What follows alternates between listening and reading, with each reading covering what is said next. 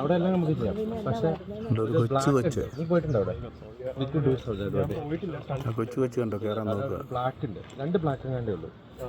So 1 black is like നമ്മൾ hook വഴി അടുത്ത ഹുക്ക് ഇട്ടിട്ട്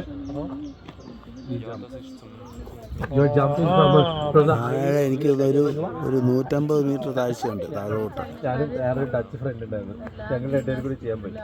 അവൻ കൂളായിട്ട് വന്ന് ഹുക്ക് 150 അല്ല കേട്ടോ, 100-200 മീറ്റർ മേളിലുണ്ട്. ഹുക്ക് വരെ ഇട്ടു, ഹുക്ക് ഇട്ടിട്ട് then I am analyzing all the aerodynamics and everything. ഇങ്ങനെ പോകുമ്പോൾ ഞാൻ ഇങ്ങനെ ഫ്ലിപ്പ് ചെയ്ത എൻ്റെ തല ഇവിടെ ഇടിച്ച് ഞാൻ ബോധം കിട്ടുമോ. എന്നിട്ട് പുറകിലൊരു കൊച്ചി ഇങ്ങനെ വന്നിട്ട് ഇങ്ങനെ നിൽക്കുന്നത്. അപ്പം ആ ഡച്ചാൻ്റെ വൈഫല്ലേ തൊട്ട് പിന്നിലുണ്ട്. അപ്പോൾ അവസാനം ഞാനൊരു 5 മിനിറ്റ് എടുത്ത് ഫ്ലൈ ചെയ്യുമ്പോൾ ചാടി, അപ്പോഴത്തേക്ക് ക്യൂ ആൻ ചായി അവൾ കയറാൻ നിൽക്കുക. അപ്പോൾ അവൾ കയറാൻ നിൽക്കുമ്പോൾ പുറകിൽ വേറൊരു കൊച്ചി എനിക്ക് പ്രായമുള്ളൂ. നീയും അവനെ പോലെ 10 മിനിറ്റ് കഴിഞ്ഞാണോ